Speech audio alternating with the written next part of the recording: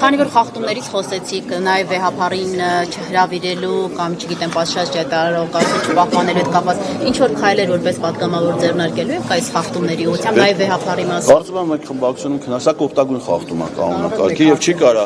ազգային ժողովի նիստը սկսի հենց կանոնակարգի օգտագույն խախտումներով կարծում եմ որ մենք խմբակցությունը քննարկենք եւ այդ այսինքն դա անհատական պատգամավորի տիրույթում չի էլի խմբակցությունով կարծում եմ դիրքորոշում կունենա։ Ղազարյան դուք փոշմանում եք ձեր այն հայտարարության համար Սակրավորի Բայթունի ռումբի թեմայով որ արել եք եւ մեծ աղմուկ եք բարձրացել ասում եք ով մտնի հանի այդ բանը ռումբը թող պայթի ինչ կասեք։ Շատ լավ դա հայմա էիք ցանկանում։ Ոչ նման բան գոյություն չունի ես Սակրավորը հայ է որ պետք է հանի։ Տալիա պատասխանը։ Ուրեմն այդ կապակցությամբ մի շարք պատգամավորներ այդ ազգային ժողովի նախագահի հավակնորդը տեսանյութ է հրապարակել ինձ իմ հասցեին անձնական վիրավորանքներ հնչեցնելով եւ այլն ինչի կապակցությամբ ես պատրաստում եմ քաղաքայցով առաջիկայում դատի տալ վերջնաժամկետը կարծեմ վաղն է անպայման կտամ այդ հայցը որովհետեւ նրանք Ռուբինյանին վիրավորանքի եւ զրպարտության համար որովհետեւ այն տեսանյութը որ իրանք մի հատվածը ընդամենը տարածում են դա հայելի ակումբում 2024 թվականի իմ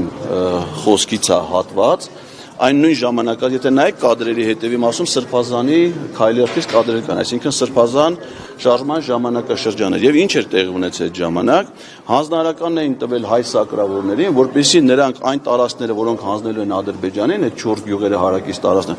ականազերծեն նոր հանձնեն Ադրբեջան եթե հիշում եք բնն նաեւ հայտարարություն անով որ հեսա պայթյունները լնելու ոչ բացի ականները պիտի պայթեցնեին որ նաեւ թուրքերը լսեին դրա ձայնը ես մինչեւ այդ հարցազրույցի ժամանակ դիմում եմ մեր սակրավորներին ասում եմ սիրելի զինվորականներ սիրելի սակրավորներ ձեր խնդիրը այդ տարածքները ականապատելն է ոչ թե ականազերծելն է դուք իրավունք չունեք ապուրինի հրաման կատարելու եթե ձեզ ուղարկում են տարածք դուք կարող եք նաև տարածք ականազերծեք եթե դա մեր զինվորների հետագա ռազմական գործողությունների կամ գյուղացիների համար է որ այդ հողերը մշակեն ձեզ եթե հանձնարարում են որ դուք գնաք թշնամու առաջ ճանապարհ բացեք որ նրանք գան մեր երեխեքին սպանեն այդ ինչ եք անում դուք դա թշնամություն է իսկ թշնամություն անողը պիտի պատժվի այսինքն բոլոր Այդ ասեմ նա ով որ այդ բայց ասում եմ իմաստը դա է որ սակրավորը ինքը պիտի օրինական էր այսինքն եթե իրան ասում են դու գնա թշնամու առաջ ճանապարհ բացի որ ինքը գա հայերին սպանի այդ գործողություն անողը թշնամություն ան ինքը պիտի հրաժարվի եթե նա ցանկացել եք հայ սակրավորի մահը Գիտեք ինչ, կա զինվորականներ, որոնք բարեխիղճ չեն կատարում իրենց պարտական, հայրենիք են պաշտպանում։ Կան զինվորականներ, ովքեր դավաճանում են հայրենիքը, օգուտ են տալի թշնամական գործողություն։ Նրանք ովքեր դավաճանում են մեր հայրենիքը, արժանի են ամենայն պատժի, իսկ ովքեր պաշտպանում են մեր հայրենիքը։ Դուք ասում եք որ պատերի տակ յուլելու մասին արտահայտության մեկնաբանությունը։ Նման արտահայտություն Ես չեմ արձագանքի ձեզ սրբազան հոր հանդեպ ձեր դիմելաձևի ոչ կոռեկտ համելիս Դուք ասում եք որ ձեզ վիրավորել են օրինակ Ռուբինյանը մյուսները հայցիկ ներկայացնել բայց շատերն էլ մեղադրում են ձեզ որ դուք եք իրենց վիրավորել Facebook-յան գրառումներով եւ այլն եւ հիմա եթե իրանք օրինակ հարցության կամ համերաշխ աշխատելու կոչ են անում դուք սրան ո՞նց եք վերաբերում օրինակ վերջին գրառումը դուք գրել եք որ կա Հայաստան խմբակցություն, ուժեղ Հայաստան խմբակցություն եւ Արևմտյան Ադրբեջան կամ դրանից առաջ օրինակ Աննա Հակոբյանի մասին ասել եք որ եթե կան իրեն տանը պետք է Փաշինյանի տանը պետք է իրեն քնեցնեն նոր տանը այսպեսի բաներ կա չէ կարծում որ ամեն ինչը կարող է հետո հետևանքներ ունենալ Չեմ դա սովորական հրապարակախոսություն է եւ եթե հրապարակախոսության մեջ որևէ մեկը վիրավորանք տեսնում կարող է Իջա հետո ասեմ որ Ալեն Սիմոնյանը իմ դեմ 3 քաղաքացիական հայցա ներկայացրել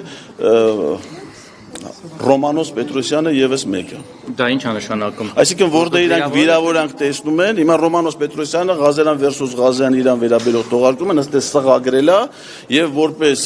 վիրավորանք ներկայացրել է քաղաքայց ուզում ասեմ որտեղ իրանք ես չպիտի կարծեմ լսողը պիտի եթե որևէ մեկը համարում է որ հնչեցված խոսքը իր հասցեն վիրավորանքը դա քաղաքացիական իրավական հարաբերություն մնացած դեպքերում դա հրապարակախոսություն նորմալ է համարում ազատ խոսքը ազատ խոսքը Ես վիրավորելու մտադրություն չունեմ, ես ունեմ հրապարակային խոսք, որը ունի իր առանձնահատկությունը։ Խաղաղությունները շարունակելու եք։ Ինչպես է գնահատում այն, որ մինչև այսօր ոչ Ռուսաստանի Դաշնությունը, ոչ Չինաստանը, ոչ Իրանի հոգևոր առաջնորդը չեն շնորհավորել Փաշինյանին այսպես ասած վերընտրվելու համար, սա ինչ մեսիջ է եւ